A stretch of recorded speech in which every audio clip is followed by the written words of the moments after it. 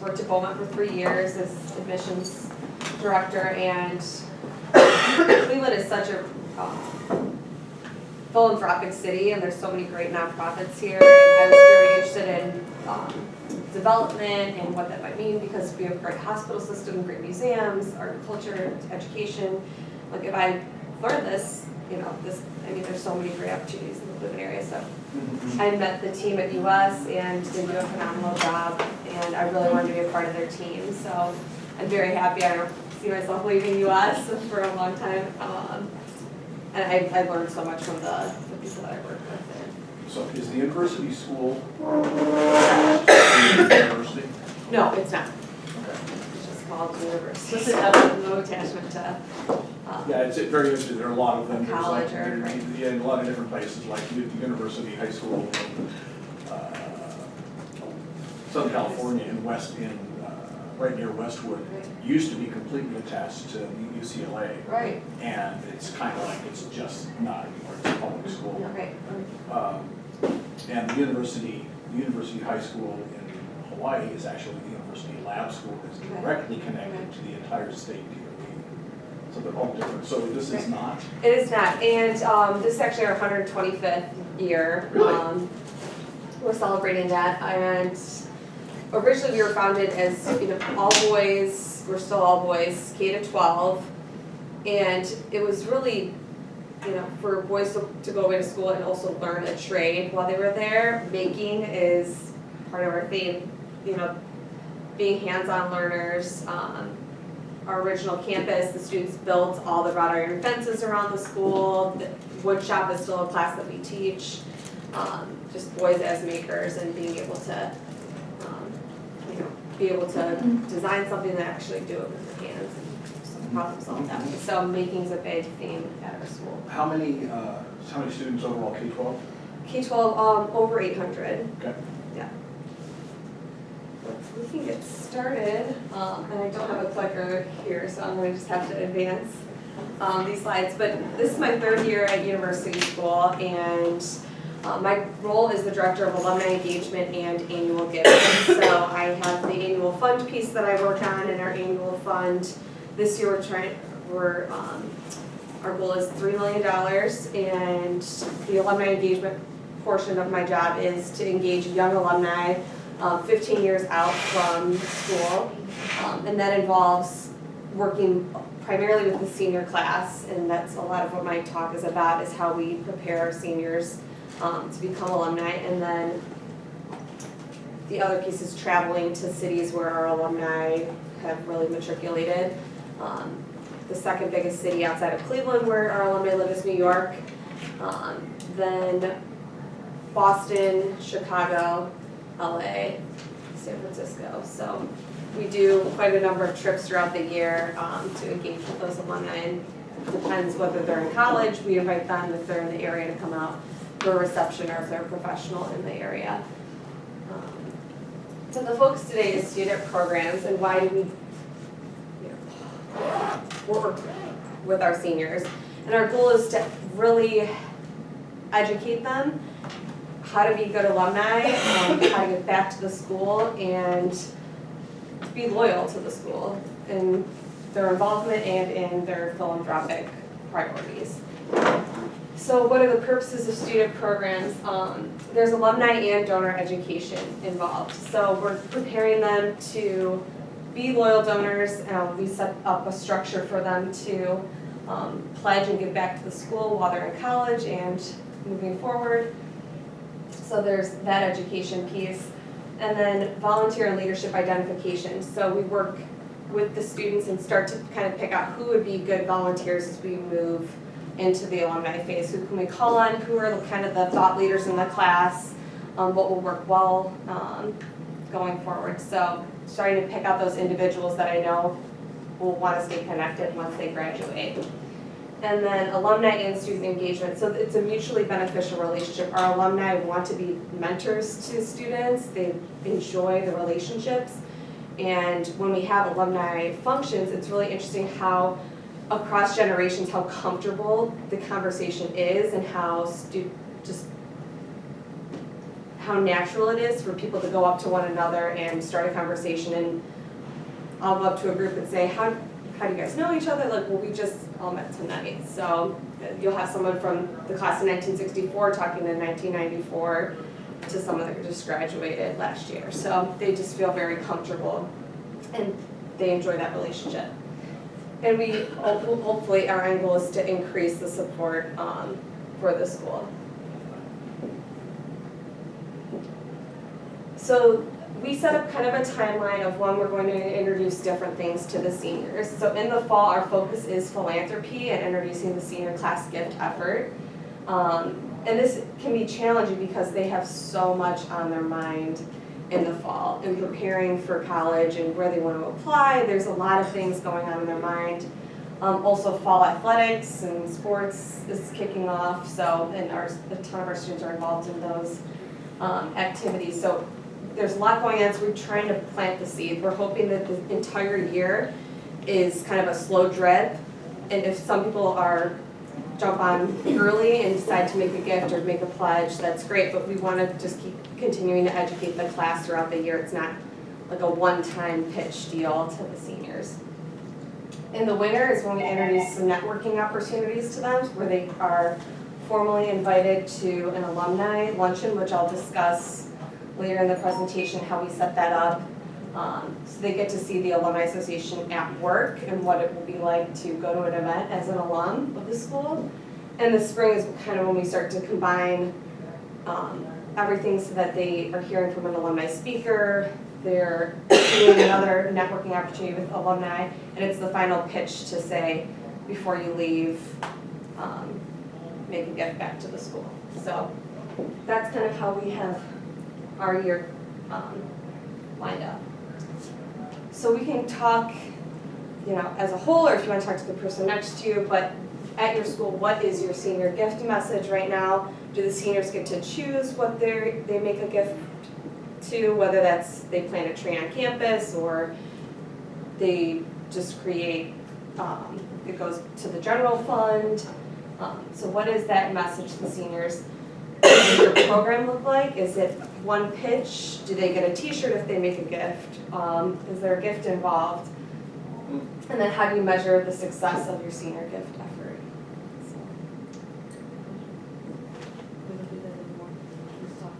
What, the senior? They don't have senior, they don't have senior gift at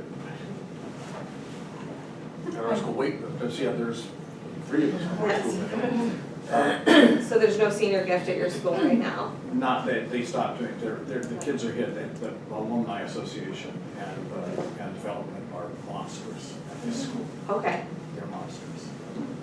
What was the reason for eliminating the senior gift? I can't either, except that I think that the things that you were saying, probably because it was getting to be, Jason, I think it was back, it's been quite a while.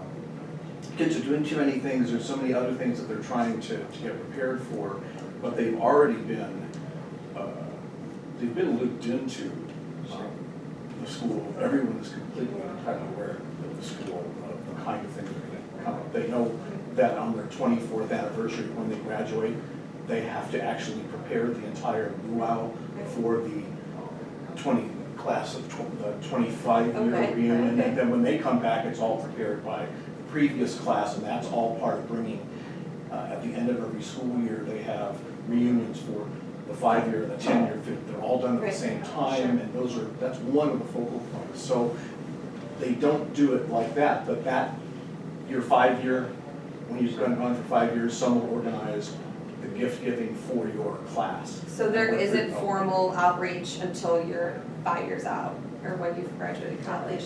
I think part of it, I don't know the reason that the school stopped the senior gift. I think that there's enough expenses in the senior year. Sure. To use the phrase not to nickel and dime them. Sure. And we do have an alumni organization that does come in and gives them a senior gift anyway. Okay. And ask them to donate so that whatever amount they give, it is reflective, right, of the class, this class donated, 100% of the class donated, or something like that, but it's not a gift per se. Any Can other? I ask a question? Sure. On one of the slides you had, I think it was the first or second one, you said that you identify who would be good volunteers or representatives. What is kind of your criteria that you're identifying, using to identify these individuals? So I think that's my next slide here. Yeah, so I identify a giving chair and a committee for senior year to help with the senior class gift effort. And the criteria, we have a structure at University School that's what we call a house system. There's 10 houses, there's a leader in each house, and this is grade levels K to 12. And a senior is, this is kind of like a student council, or the leadership of the school comes from these 10 seniors for each house. And it's a very competitive application program, and then they're kind of voted on. So obviously there's at least 10 seniors per house and only one slot for a leader. So then there's these other students that really want to be engaged, that don't have the opportunity to be this prefect position. And I identify those students after these elections are over and say, would you be interested in helping with this other senior project that you can be influential and be a leader within your class still, but you don't have the title of prefect necessarily. So I go through kind of the students that haven't made that selection process, and they're still very motivated individuals. And you give them a different task. So that's how I've identified the giving chair and the committee. So the giving chair is someone I identify first, and this year Max is our senior class giving chair, and I met with him in the spring of junior year. So that's right after these elections have taken place. And I came to him and I said, would you be interested in this position? And then would you find the representatives for the other 9 houses? So it's on the student to find individuals they think will be good at just feeling out the culture of the class, what's important to them, and an individual that's not going to be maybe polarizing within the class, just somebody that people respect and get along with. And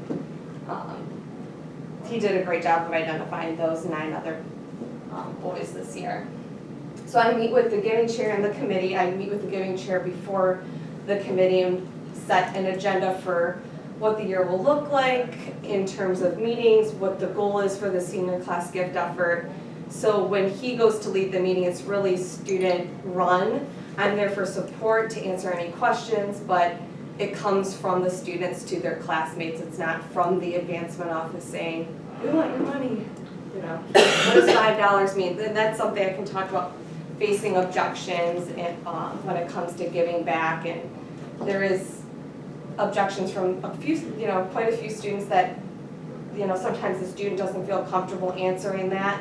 And that's why I attend some of their meetings, just to iron out those conversations. And I also tell students too, if you'd like to talk to me privately about your gift or why you are considering not making a gift to the school, and we can just talk through that. So we meet, there's the committee, and then we meet with small groups of seniors.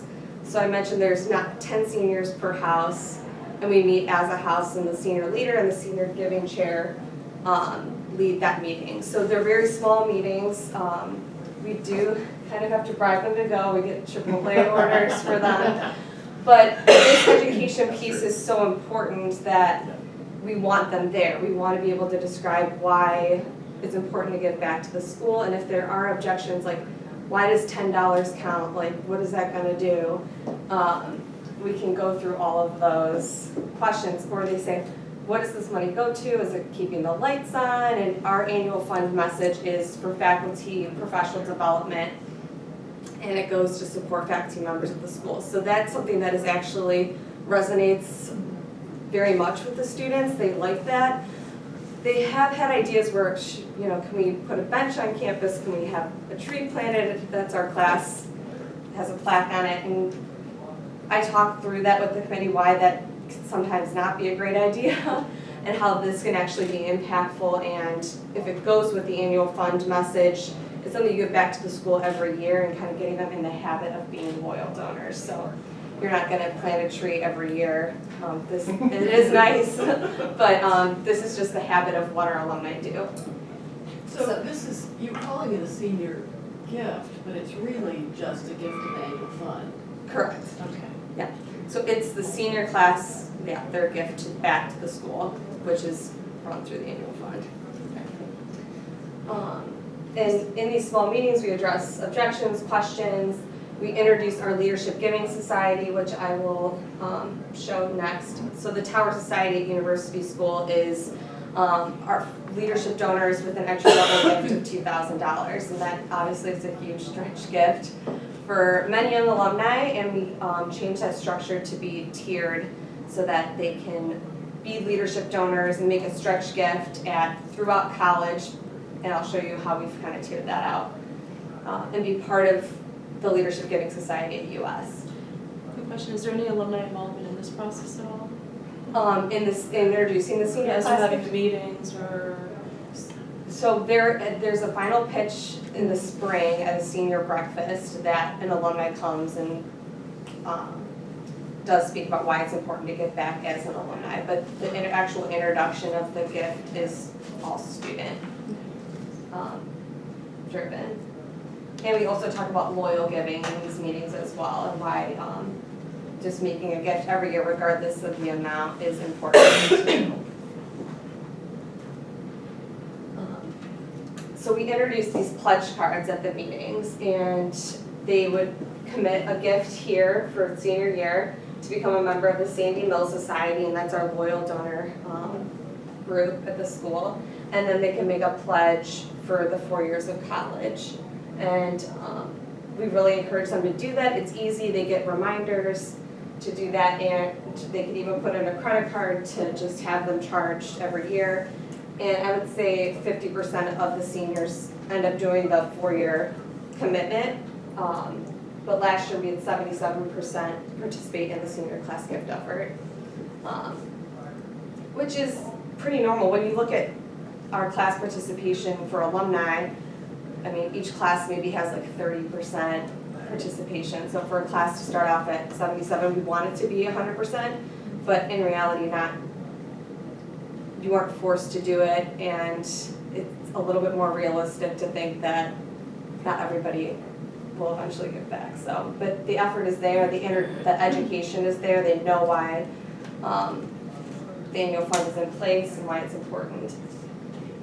So, and then we collect a personal cell phone, which is also really important for our alumni office to have for outreach in the future, and then an email address other than the one that the school has given them, because at US that goes away when they graduate. So we want a Gmail account or some other accounts to be able to keep in contact with them. You're tracking their house name. Do you report by house at all, or? We do, and sometimes that could, we haven't done a competition yet, but sometimes at the end, as a push, like the first house to complete would get a prize. And that's only for current students. Do you do that at all? Is there any loyalty after they graduate to their houses? Or? So that's interesting. The house system has been in place for maybe 20 years. Okay. So it would be a young alumni program to do a house competition, which I think would be pretty motivating, actually. They do have loyalty to the house. There's what we call Founders Day every year at the school, where all the houses compete in field day activities. They have their house t-shirts and colors, and there's history for each house, so I would see a lot of loyalty if we did some sort of gift competition in the future. So I mentioned the Sandy Mill Society a little earlier, and that's the Loyal Giving Society, named after our alum that gave every year since 1946. So that is our Loyal Giving Society, and that's kind of their hook to start giving is to be a loyal donor. Get in now. It's kind of your membership to lose if you don't give now. And these are our levels for the Leadership Giving Society at the school, which we encourage them to pledge out on those 4 lines. So they would pledge $25 freshman year, $50 sophomore year, $75 junior year, and $100 senior year. And as you can see then, increases align with reunion years. Our goal for reunion giving at our school is to double your class gift from the prior year in a reunion year. So that's why those gifts double, and then they kind of stay at that level until the next 5-year reunion. How many in the senior class? A little over 100, but right about there.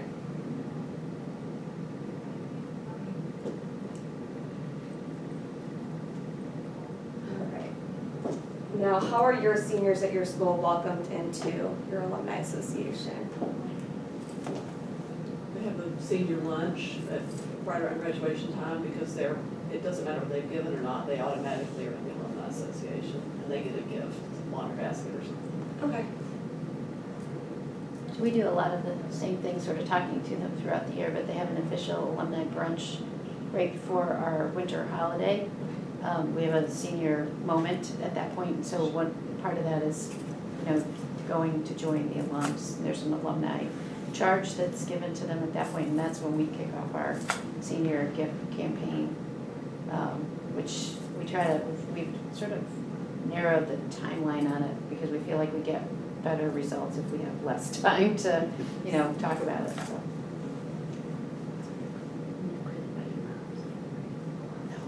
Freshmen, seniors, when they graduate, are invited to the same luau, so they're alums, and within a week, they go to their very first luau, so they're alums, and they become members automatically of the Alumni Association. And that kind of brings you into the fold, and you look and see all the people up to, like, the 60th, the 60-year. Right. I don't know how far they go, but at least to 60, they'll get people together. Pretty amazing, so they're something that way. It's really good. Now, at your luau, is that during the school year? It's right at the end. So it's right- a the week after graduation. Week after Week after, graduation. so they come back, how many seniors, I'm curious, how many seniors come back for? Well, the seniors are all right there, so almost all of them, it's like 90% according to my That's son, go amazing. to, well, they're right there. It's a week after graduation, and they're right there, so they go to, I don't know what the numbers are when you get to like your 25th year is the big one. Okay. It's like, because everybody got bags, we're old. Oh, that's changed. I'm not commenting because I've only been at my school for a year and a half. It feels like they keep changing it every year, which I think is an issue because I think there's a lot of strength in tradition. Right. I've come from schools with strong traditions that even my kindergartner loved. She loved knowing that what she's doing was done a long time ago. Sure. Yeah. So, but how do you make a tradition? Or how do you choose the thing that will work? So it seems that it's changing all the time, and I think that's a weakness. We need to choose something and stick It's with just it. something that they know that's to And look give it forward at to. least a 5-year cycle to see whether or not it's working. So, That's a good point. That way it's not a surprise and you get better attendance. and there's a comfort in tradition, and same with the classes before you did, and, oh yeah, they're gonna be inviting us to that, and, there's something about it, so. And then it's also just more successful, but we'll see. Any other thoughts? At US, we also host a holiday luncheon. This happens this Saturday, right after the break begins. And we just introduced an industry networking session to the luncheon as more of a drop for alumni to attend the luncheon. And this is a very big tradition at the school. It's been in place, since the school was founded, that they come back every year. So this is not a new thing. So it works for us to have the seniors invited to this traditional luncheon. And the networking session this year went over very well, and we had, I'll pull up our web page. So we included this on an invitation to alumni. And I reached out to members of the Board of Trustees in Cleveland that are different leaders in different industries to lead these small group discussions. So we had consulting represented, education, law, manufacturing, finance, medicine, government, private equity, real estate, technology, and insurance. We'll be adding to that in the future, but there's at least 2 to maybe 3 individuals that were industry networking leaders. So we directed people to go to this website when they got their invitation to check out who was going to be there, and if they had an interest in a different industry, they were able to have like several conversations that day. And then I'll talk about our LinkedIn lunches that we do in the spring, but this is kind of how the room was set up for the event. It was in our upper commons area with different high top tables for each industry around the room.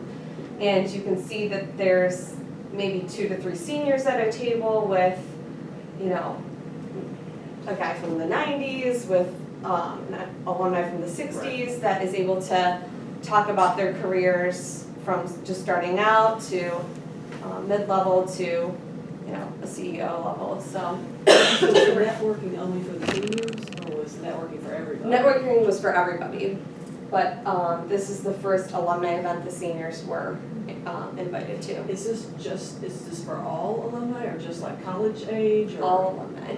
How many people come to that? Oh, around 250-ish. So those were the different industries, and it was just a great event. It was, as I described earlier, the benefits were both for the student and for the alumni. They enjoyed the opportunity to talk to students, be kind of that mentor coach, and so many alums, when we meet with them, say, you know, I found my job because I spoke to another alum, that they didn't give me my job, but they connected me to the next person that could help me. And we want them to really feel that alumni network at work at this event, so they can start to see when you move to Chicago or you move to New York, it's so easy to talk to other alumni, and you should reach out because they are invested in you and they want to help you. So this is a great kind of introductory event to the Alumni Association of the school. So the other piece of networking is we do these LinkedIn lunches, and as you can see, they're very formal. Senior pictures are taken in the fall, and then in the spring we take kind of a more relaxed headshot that's a little bit more professional, that isn't so formal. So they at these LinkedIn lunches, they get a new headshot, and then we also go over how to set up your LinkedIn page. And these are held in small groups. This is an email that comes from me to all the seniors proposing probably 5 dates that they can come to a luncheon. We provide a lunch that's different than a school lunch, and that's another draw for them to attend this session.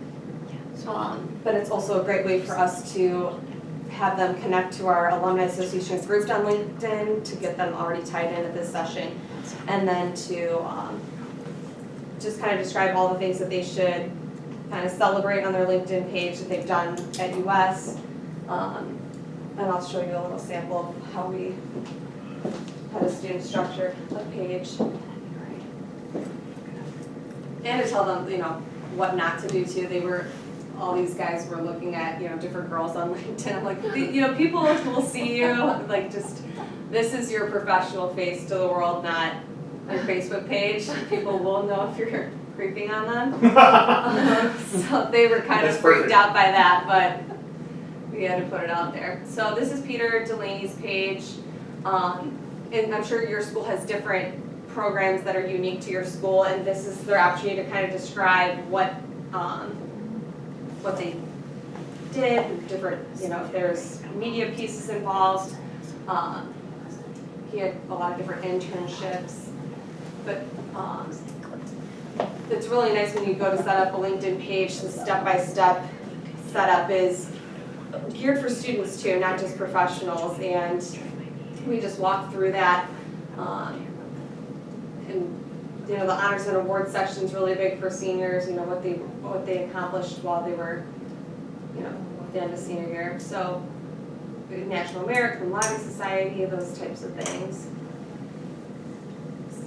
And then just contact information, He was pretty outstanding. Yeah, he's a pretty outstanding student. And then if they want to post a test score, that's all available too. So what do you do with a student that hasn't won along awards, or, you know, do you have filler available or ideas for that Sure. kind of? Well, involvement in different unique programs or research at the school. You know, they don't have to be a National Merit Scholar to fill this out. Exactly. There's so many unique programs at US that they're involved in, and they don't have to be, you know, the absolute top of the class that makes them, you know, unique. So we work on that together.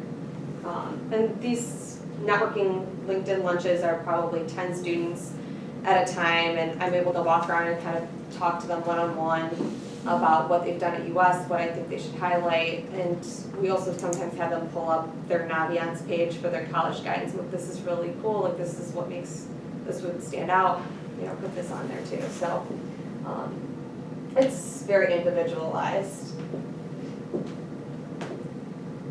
And we do these lunches in probably like April, late April, early May.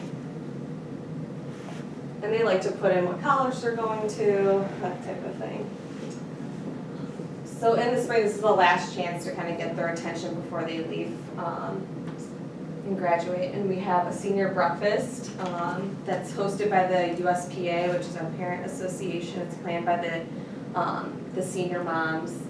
And it's important that I meet with them to get their buy-in to actually have a speaker come and talk to the boys and talk about making a gift back to the school. So if the parents don't understand that necessarily, then they wouldn't, you know, you want them to buy into the purpose of that. And they do get a gift, they get laundry bags that have the school logo on them, but it isn't an exchange of you get this for making a gift to the school, which is something that the seniors actually on their own said, we don't want to give you something for giving back, that defeats the purpose. You give back because it makes you feel good and you know it's the right thing to do. So they don't get a gift necessarily for making a gift back to the school. And our speaker last year was an alum from the class of 2007, so not quite out 10 years. He works for the Cleveland Browns. He offered, you know, talked about internship opportunities in the future and just why he gives back, why he's a class volunteer, why the Alumni Network's there for you. So I try to find someone that will really relate to the students, what's going to keep their attention and kind of drive home the message that I've tried to help coach along the way all year long. So that speaker's very effective, and he's like, you know, there's a pledge card at your place right now. If you haven't had a chance to fill it out now. And that's kind of our last push, is that breakfast, and this is the week before they graduate. But I also thought about doing another luncheon or a networking event that will last time to see more alumni in the room than just this one speaker. I haven't tried that yet, but this is a pitch that has happened for a long time at the end of the year. So are there any kind of final pushes at your school that work really well? Sounds like HB kind of does a similar thing. Yeah, lots of good ideas, so you guys are doing with the networking piece, I think. We have similar things. We have something called Dinner with 12 Sisters, where we actually take the seniors in the months of February and March, and they come in small groups and have dinner with alums.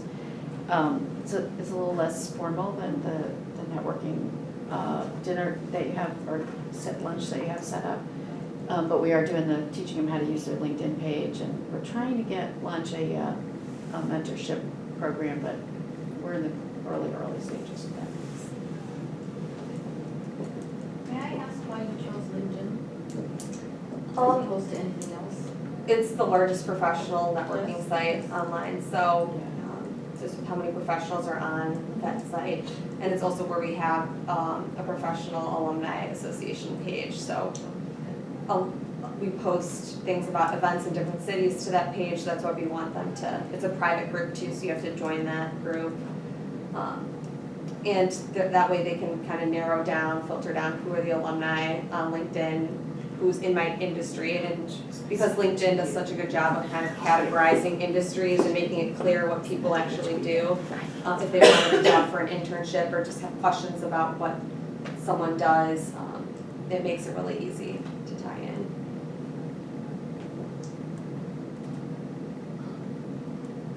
Kind of some final thoughts why our goal is to educate our seniors so that they are involved alumni and loyal to the school in terms of their philanthropic priorities. And we want to engage them now before they leave campus. We want to introduce them to a robust alumni association, and the alumni enjoy it just as much as the seniors do.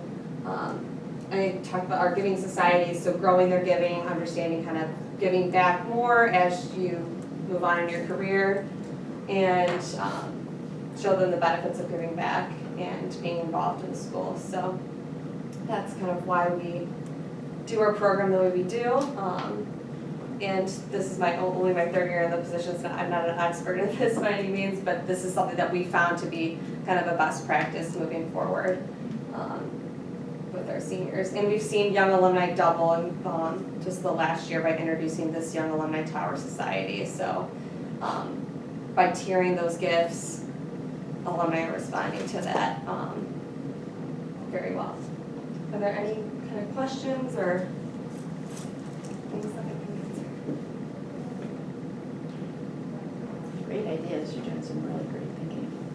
And HB does too. I've worked with the annual fund ladies and talked to them about what they do and how we can do things better too, so. Yeah, I think that idea that, we're giving back and is a big sell with girls at least. I don't know about boys, but I think the boys get into the competition piece of it a little more than the girls do, but such a loud statement about your school that your whole senior class is willing to step up and donate. So that's what we really try to coach for here, is just, it's your turn to say thank you to Right. people, and the way you say thank you is you affirm the education you got by supporting the next generation.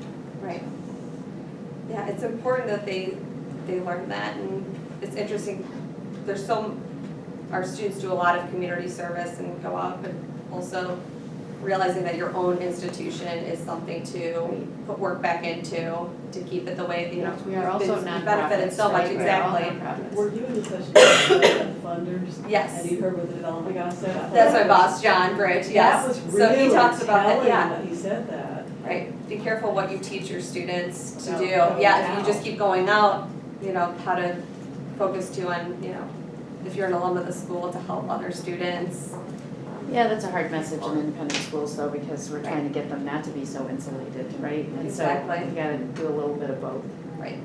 And the other thing we're trying to do is make giving be unapologetic about asking for a gift.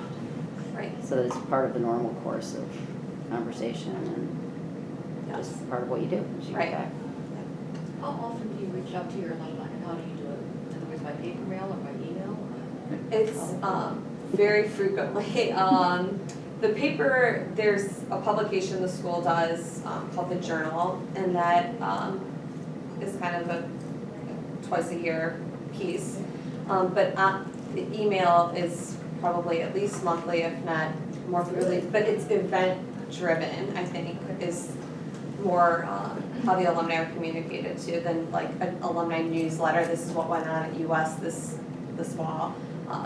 We're coming to Boston, we're coming to Chicago, it's more inviting them to events than talking about what's going on at the school. And I think we could do probably a better job of getting out more frequent blasts about what happens at the school. So it's a little more timely than when a journal comes out and it's like, well, now it's great to know the results of this 6 months to a year later.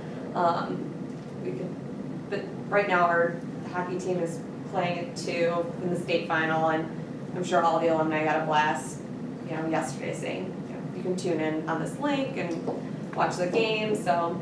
Caitlin, talk about what do you do in terms of social media? Oh, social media too. We have a Facebook page for the Alumni Association with we probably have over 1,500 alumni on that. So that's kind of how we have a lot of messages go out about the school. We repost what the school page puts out on Facebook, so whether it's pictures from a school play or the National Merit finalists or an entrepreneurship cup competition winner, we do post those things on our alumni page.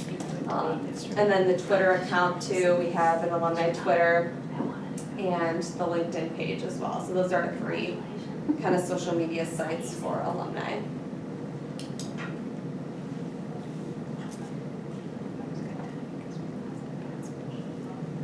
But it's like a fine line, how much do you bombard people with information? What do we want them to see and to not ignore when it is a really important message we're trying to get out? Like when we were rolling out the announcement about our new headmaster, how are we going to let the entire community know that? Those types of things. So sometimes those require a paper mailing and an email message because you really want everyone in the community to have the same And information. even when you do everything, it's gonna be news to somebody at some point. Right, exactly. Caitlin, do you find, and it's very interesting because it's different with different ages. With the youngest ones, the seniors and that just graduated, do you find that they're actually like using email and responding to snail mails? Well, the snail mail, is their parents will give it to them when they're home on break. We hope. We deal with this all the time in the program. Right. The email, I would say they do look at, social media they do look at, but texting is something we've looked into, but haven't gone that way yet. Has anyone used text for seniors yet, or Yeah. alumni? But I was gonna say for the snail mail thing, we have this, we have a similar Founder's Day kind of thing. We call it Legacy Day here. And on that fall Legacy Day, we pack up candy packages for our first year alums. And we send out texts and, face mail, all the social media and say, your candygrams are coming, send us your real address. And so they are so excited to get the candy that they send us their college address, and we actually mail them all a package. They have class color, so we mail like a bling envelope in that color, and it's just, and they send us post back, opening their packages. Fun. So we've now been doing it long enough that they've packed it as a freshman, a sophomore, as a junior and senior here at school. And they're like, if you ever stop this, we're gonna come back and get you. Because we deserve this. But it's a big deal. Like, we take pictures here at school, packages coming, and we pile up they're these great shiny class color envelopes. I can't even really, just like a padded envelope, Yeah, but they're foil mylar on the Yeah. outside, so we look just like order them in this. the colors, and we take pictures of stacks of them, and then girls will stick notes in the ones for the kids they know, or we'll have really little kids say, we can't wait to be like you, so it's really kind of a neat way to keep that young alum group engaged, so. I absolutely love this idea. I wonder how it would work with boys versus girls. I would think they would love to get a Candy's care package, universal. but That's just doesn't the- have to look as fancy, but I think Right. I love candy. I'm is gonna there ask anything the in senior school gift committee in what each they would one? think about that. Official thing, or is it You really can do that free by form? house. Say again? Is there anything from the school? So from the school, we send some stuff from our development. I would just send an invitation to our, we have an annual pre-holiday day where we have alums come back, so we send an invitation to that. And I usually make like a poem out of the candies, like, I don't know what name of candy, 100 grand. We wish we had 100 grand to give you, but we only have this, whatever. Your rock star, pop stars, or, we try to take the little candy name and work it into the poem. By that point, it's usually like beginning of October, beginning of November when we get it out to them. They're a little homesick, Right. and I bet the boys are too. They may not want to say it, but I bet they are. You could, change the look of it and do the same thing. You've got Founder's Day, put all those little kids to work, making notes and stuffing them in there. It's great. At first we started it kind of to fill the time with the kids that we had for the day here, Right. because it's all day, 1,000 kids, and, and adults, right? We had to find something for them to do. But as we aged kids out of the legacy program, we were like, how are we gonna hang on to this? And how are we gonna connect with this? So it's turned out to be a good thing. And it's really not, it's not an ask, it's just we love you, we miss you. we usually send a little shutterfly collage picture that might be from their legacy families. You know, we throw in a bunch of different things into that, like what's happening on campus. But it's really just to keep them engaged, right? That's what you have to do is keep, with women at least, the research is they'll give money if they feel engaged in the organization, right? So if they're not working for you or on a committee or coming to things at your school, it's hard to ask them for money. So it's another way to just sort of keep those young people engaged. We're also going to, when we have a conference in a city, if we send teachers out to a different city, we'll have a young alum dinner, or we'll treat them to something like, I don't know, hors d'oeuvres or happy hour if they're old enough. You know. I really like that idea though. And it's important to have those communications that don't have an ask attached. Right.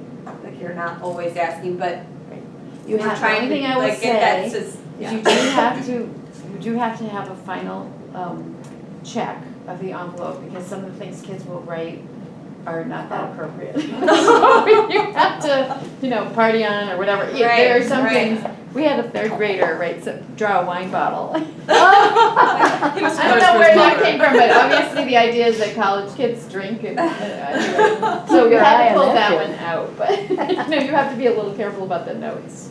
But we do the candy, we actually buy the candy in their class color, so I go to Be a Sweetie, which is my favorite place in the world, and I buy all purple candy or all green candy. It's fun. I really like that. That's a really fun idea. Any other unique ideas that you do to engage Exactly. either your seniors or your college age alumni?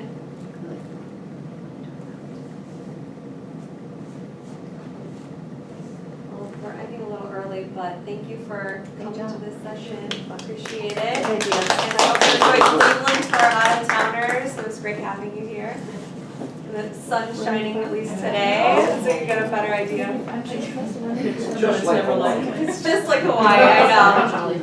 40 degrees cold. Yeah. It's very nice. It's very nice to be here. It's nice to have real weather. Oh, it is? Oh, yes. We have all the seasons here. I know, but it is amazing having seasons. I've never seen I change. don't, but It is Southern really California pretty. for 42, 43 years so I have to go, so how long has it been? in Hawaii. But Southern California's kind of, sorry, we don't have a country. It is beautiful here in the fall. Of course. Yeah. One of these days I'm gonna be here. Right now, this is kind of that ugly in-between stage where there's nothing's blooming yet. Just about to start. Yeah, it'll be pretty Closer and good. closer to April. Yes. Where are you from? Are you all flying back today? I just started at Laurel School I about have to stay an extra day. I have to stay over. 15 minutes ago? Yeah. Welcome to Cleveland. Where Thank you you. from? Where I'm from New York. I was at Tuxedo Park School as a pre-K through 9 co-ed. And are you? Oh, I am. Are you in today?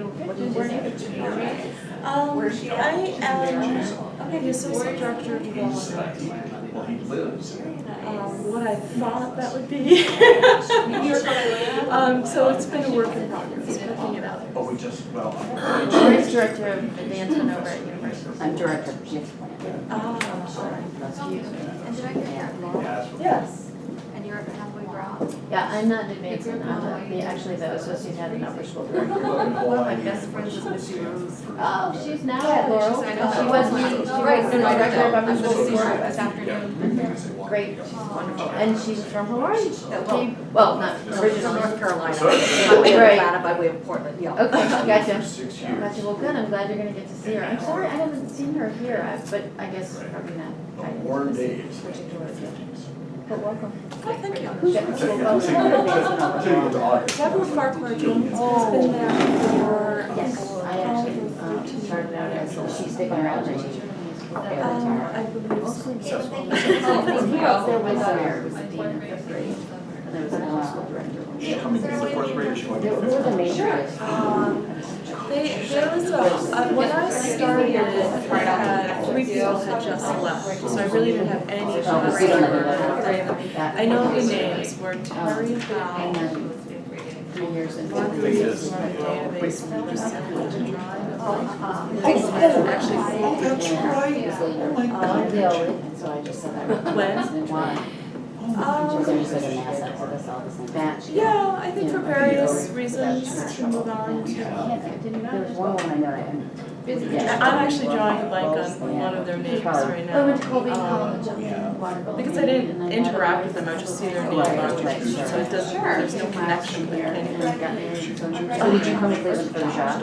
I did. I was committed to staying in Independence. I was interviewing for other things, and then the position of the role came up, and I mentioned it to a coworker at Tuxedo Park, like, and she jumped out of her seat and said, well, Jim Berger is a U.S. alum. He was the former head of Tuxedo Park School. He was. Yeah, so I had met him a few times. I was just saying, I So, and she said, well, he went there, and that actually, this friend's husband had interviewed at US, so she went and loved it, and was surprised. They were both doing it. Are they at yours?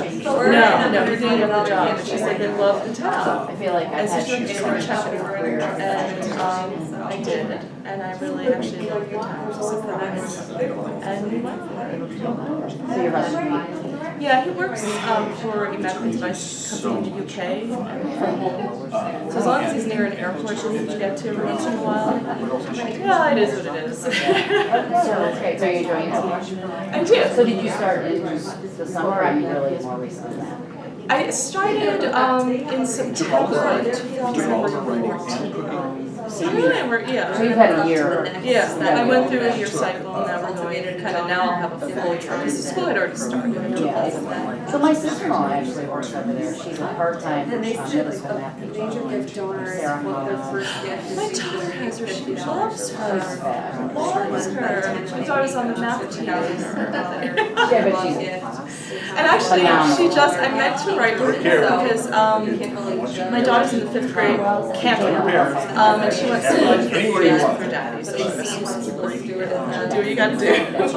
And when she came back, Ms. Hollington actually met with her to go over what she had missed, and I thought, that was so nice, but she didn't have to do that, she was the only teacher who did that with her. And actually, math is like the subject she gets, she didn't really need, so it's not like she was a student who would have fallen behind. But it was so, and Krista felt so much better, you know, she was just like, I'm so glad. Well, I'm not surprised. yeah, no, but she was really I fantastic. keep saying, let's come to you. That's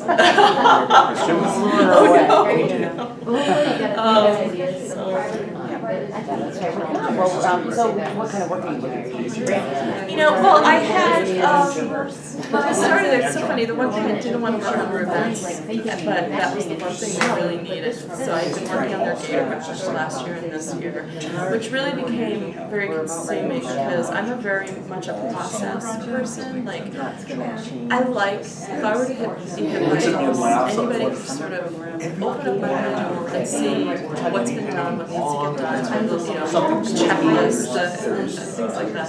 And that needed to be created for this now. There's an argument So we just had that in February. Oh, you better send it to And Dr. from what I understand, what I've been promised, I'm not to do that in every area. So Is that now my mostly alumni event or is it? no, it's parents. It's very much a parent event, which is complicated because we ask them for so much already. So we tried to shift it and broaden the I'm attendance pleased that she was a little bit, give it an opportunity, particularly for past parents, to see each other again, alone. So that was one thing, we needed to broaden the base, we needed to increase the amount of sponsorships. You know, we went into the event in the black. So we made some really nice shifts, but I don't like events, but you give me anything, I'll do my best. Right. You know, so we shifted that, and now I'm looking my focus on grants for grants and major gifts. And just actually have an impact financially. Because events are, you know, in terms of the amount of hours spent. Yes, there are. And, you know, what you gain from it. Every child. Couldn't care less what you And We have a bad. I'll leave that part of The Maker it. Bash coming Most up of in them. May. And I They personally. get it early and so staff kids started. But from what I understand, that's not a regular. We do have a couple of these. Yeah, but is it every 2 Or is it kind of when you feel it might be a good, okay. Still things that you got in. A very good friend of mine, well, that developed a friend because we worked on my first Gator Bash together, is Deb Hull. That we. Yeah, so she was telling me about the major bash with me, and I couldn't get a clarity of like what's the rates. That seemed like irregular. It's Based on the prices, the prices that, so high. yeah, I think we've had, you know, they're It's for over 10. 3 to 5 years, I mean, it's not a regular. For the reason. No, that's my understanding. Yeah.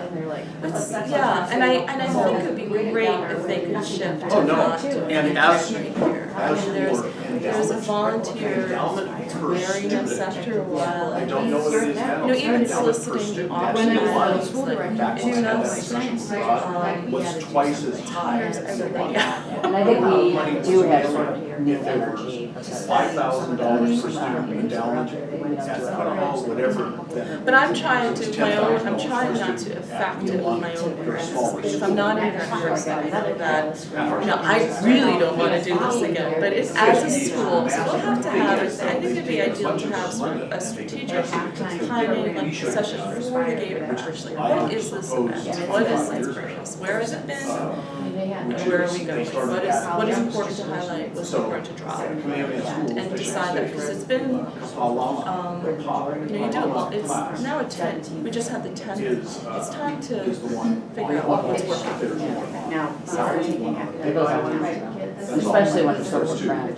But they added them. It is. And they It do all is. kinds of other programs. So we had to build For those some. campuses, they should have built more. We do, and unfortunately, these last 2 years were so successful. Like, it's almost a victim What do you, of, like, what do you? Campbell's. net, Prince 200,000. Grab, It is, which is almost double what it was, because we brought in sponsorships, and that alleviated, you know, that took care of the expenses, so everybody raised that night. Oh, we didn't. But we did what people were And laughing now at. it's almost, maybe I shouldn't have done that. Maybe I should have let it die a slow death. But on the other hand, you give me a job. Right, is it affecting your annual fund at all? I don't think it's affecting it, it becomes a nice excuse for a lot of Sooner or later. I don't know, because I think they understand that they're two different things. And that they'll say, but I just gave to the Gator Bash, you know, so I think timing is very important. And we're talking The about annual those fund things. really needs to And have a very eventually, tight timeline, get this is one of everything my done claims to before fame. the end of Nobody your knows calendar this. year. We Because got come that February, for you're years. seeing all It was all of paid this. for by And Richard people's Lee. memories are Dr. short. Dr. Kelly. So But We, So this they is took the everything. I don't think, it hasn't eroded All of the anything. trustees, How big is your all of the administrators, It's and 1.3 now this year, it keeps creeping up. I think there were what should we be doing for the 1.6. 2020?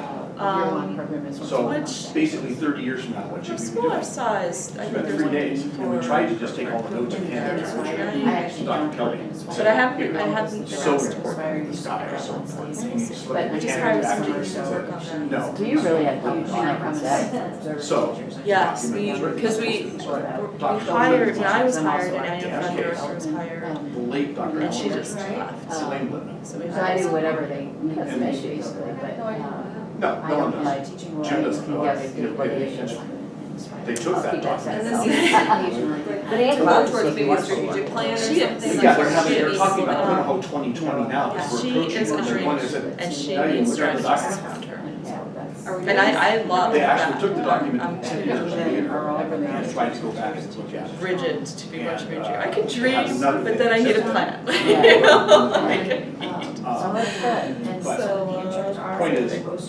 been very interesting all those things. experience. I worked in an all-boys boarding school, I worked And in the colleges, amount of money that then has to come in to co-eds, drive and now this. going to all girls, all grades. So it's been interesting. how How long have you been at US? So, That's a good for school year size, that's really good. That's great. I mean, that's 25 years. The idea of developing relationships. so, yeah, so I've enjoyed it. We, you know, had a headmaster competition Yes. this past year, so that's been sort of Really? fascinating. You You know, know, we don't know, we have such a, the development Yeah. opportunities are massive. Because your head had been there for very long. people are he had been there the entire time.